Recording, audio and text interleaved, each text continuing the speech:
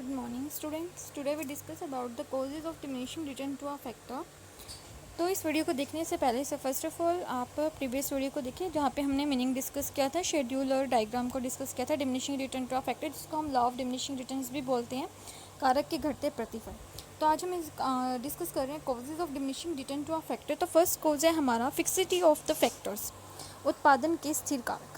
ठीक है, fixity of factor का मतलब क्या होता है, जब हम क्या करते हैं कुछ ना कुछ जो ये लो रेगुलेट होता है हमारा, ये किस वजह से रेगुलेट होता है, जब हम प्रोडक्शन करते हैं तो कोई ना कोई फैक्टर हमारा क्या रहता है, फिक्स रहता है। ठीक है, there are some factors remains fixed and other are the variable. जब हम वेरिएबल फैक्टर माइंड में आते हैं मीन्स लेबर, जब हम लेबर को फिक्स फैक्टर के साथ यूज़ करते हैं तो जो रेशो होता है, जो हमारा मेनली रेशो होता है वो क्या हो जाता है, मेनली रेशो हमारा कम हो जाता है। देखो हमारे पास अब 1 पीस ऑफ लैंड है, सिंगल 1 पीस ऑफ लैंड है। ठीक है, अब हम 1 पीस ऑफ लैंड के ऊपर 10 लेबर को लगाएं,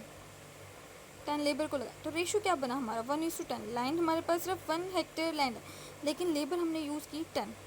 ठीक है, यहाँ पे हमारा रेशो क्या होने लग जाता है, कम होने लग जाता है। तो जब हम क्या करते हैं, जैसे जैसे वेरिएबल फैक्टर्स को इंक्रीज़ करते जाते हैं, हम फिक्स्ड फैक्टर के साथ इंक्रीज़ करते जाते हैं, जिससे हमारी मार्जिनल प्रोडक्टिविटी क्या हो जाती है, कम होने लग जाती है। अगर आपने प्रीवियस वीडियो देखी हो तो इसमें हमारी मार्जिनल प्रोडक्टिविटी पॉजिटिव भी थी, 5, 3, 2, 1, फिर 0 भी हुई और फिर माइनस में भी जा रही थी। तो फिक्स्ड फैक्टर का मतलब क्या होता है, इसकी डिमिनिशिंग रिटर्न मिलने का कारण क्या होता है, जब हम जो हमारे वेरिएबल फैक्टर्स होते हैं जैसे जैसे हम उनको इंक्रीज़ करते जाते हैं अपने फिक्स फैक्टर के साथ, तो हमारी मार्जिनल प्रोडक्टिविटी पहले इंक्रीज़ होती है, फिर उसके बाद हमने पढ़ा कांस्टेंट भी होती है। तो जैसे जैसे हम इंक्रीज़ करते जाते हैं वेरिएबल फैक्टर को, तो हमारी जो रेशो होती है, प्रोडक्टिविटी होती है, मार्जिनल प्रोडक्टिविटी, वो क्या होने लग जाती है, नेगेटिव चली जाती है। सेकेंड पॉइंट है हमारा इम्परफेक्ट सब्स्टिट्यूट। सेकेंड पॉइंट क्या है हमारा, इम्परफेक्ट फैक्टर सब्स्टिट्यूटेबिलिटी। तो इसको डिस्कस करने से पहले सबसे पहले एक माइंड में रहना, इम्परफेक्ट फैक्टर सब्स्टिट्यूट का मतलब क्या होता है, जहाँ पे हम एक फैक्टर के प्लेस पर दूसरे फैक्टर का यूज़ कर सकते हैं। जैसे हमने 4th चैप्टर में भी डिस्कस किया था कि सब्स्टिट्यूट गुड्स कौन से होते हैं, वहाँ पे सब्स्टिट्यूट गुड्स थे, यहाँ पे सब्स्टिट्यूट फैक्टर है।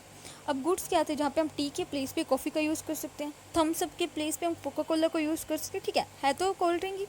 ठीक है, तो वैसे ही सब्स्टिट्यूटेबिलिटी फैक्टर का मतलब क्या होता है, जहाँ पे हम लैंड के प्लेस पर लेबर का, लेबर के प्लेस पर लैंड का।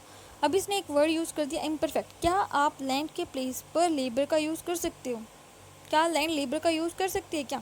देखो हमने मशीन लगाई, क्या लैंड गुड्स और सर्विसेज का प्रोडक्शन कर सकते हैं मशीन को यूज़ करके? नहीं कर सकती। तो ना तो लैंड के प्लेस पर लेबर का यूज़ किया जा सकता है, ना ही लेबर के प्लेस पर लैंड का यूज़ किया जा सकता है। तो यहाँ पे हमारा जो सेकंड पॉइंट है इम्परफेक्ट फैक्टर सब्स्टिट्यूटेबिलिटी का, तो वो कहते हैं कि हम यहाँ पे फैक्टर्स का जितने भी हमारे पास कारक हैं वो क्या सब अपूर्ण कारक स्थानापन्न है, मतलब एक के प्लेस पे दूसरे का यूज़ नहीं किया जा सकता। तो जब हम फिक्स फैक्टर का यूज़ करने लगते हैं तो एक टाइम ऐसा आता है जहाँ पे उसका ऑप्टिमम यूज़ होने लगता है। जब हमने constant return to a factor पढ़ा तो वहाँ पे हमने एक कोर्स पढ़ा था कि हमें कांस्टेंट रिटर्न क्यों मिलने लग जाते हैं। तो जैसे जैसे हम वेरिएबल फैक्टर को इंक्रीज़ करते हैं तो पहले इंक्रीजिंग रेट से प्रोडक्शन इंक्रीज़ होता है, फिर एक लेवल ऐसा भी आता है जहाँ पे हमारा प्रोडक्शन कॉन्स्टेंट हो जाता है, तो वहाँ पे उस ऑप्टिमम यूज़ होने लग जाता है हमारे गुड्स और सर्विसेज का, जो हमारे पास फैक्टर्स होते हैं। तो एक लेवल ऐसा, तो जैसे जैसे अब देखो यहाँ पे 1 पीस ऑफ लैंड है हमारे पास। ठीक है, सिंगल 1 पीस ऑफ लैंड है, पहले आपने 1 लेबर को लगाया, रेशो ठीक थी।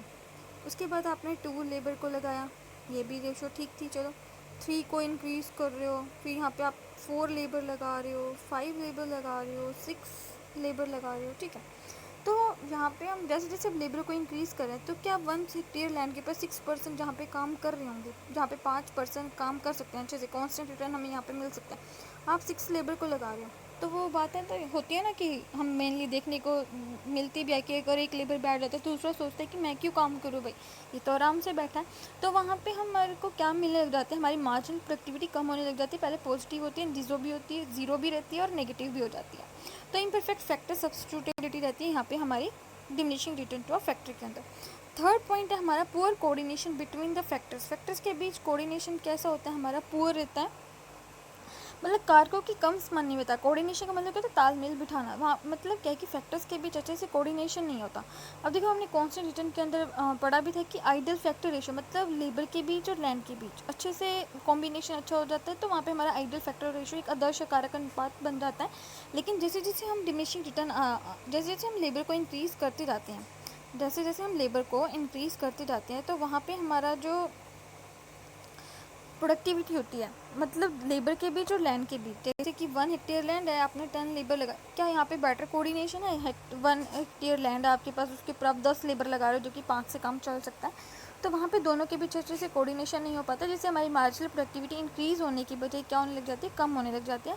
जब दोनों के बीच अच्छे से कोऑर्डिनेशन या तालमेल आप इसमें बिठा कर नहीं रखते, तो हमारी मार्जिनल प्रोडक्टिविटी पहले पॉजिटिव होती है, फिर ज़ीरो होती है, फिर नेगेटिव होना स्टार्ट हो जाती है। तो ये हमारे कुछ फैक्टर्स थे, causes of diminishing return to a factor के कुछ कॉजेज़ थे जिसके कारण हमें डिमिनिशिंग रिटर्न मिलने स्टार्ट हो जाते हैं। Thank you.